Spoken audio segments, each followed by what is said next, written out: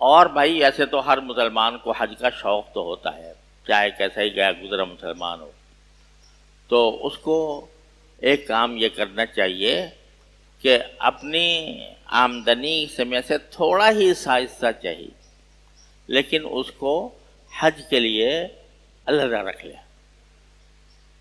ایک تھیلا بنا لے، اس میں روزانہ چاہے 10 روپے بھی ڈال دیے، 5 ڈال دیے، لیکن اس کام کے لیے ڈال دے کہ بھئی اللہ تعالیٰ اس میں برکت دیں گے تو کسی وقت میں حج کروں گا۔ اور خوب یاد رکھیں، آج تک کوئی ایسی مثال نہیں ہے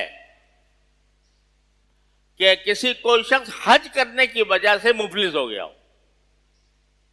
اللہ تبارک و تعالیٰ حج کے نتیجے میں اس کے مال میں اتنی برکت عطا فرماتے ہیں، کبھی ایسا نہیں ہوا کہ کوئی آدمی حج کیا، بھئی میں حج کرنے گیا تھا، اب تو میں کھانے روٹی کو محتاج، لقمے کو محتاج ہو گیا۔ آج تک کوئی ایسا واقعہ نہیں۔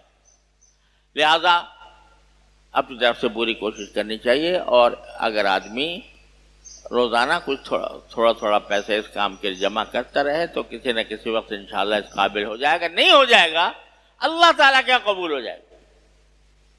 اس کے بہت سے واقعات ہیں، کبھی پھر موقع ہوگا تو عرض کروں گا، لیکن یہ ایک اہم فریضہ ہے۔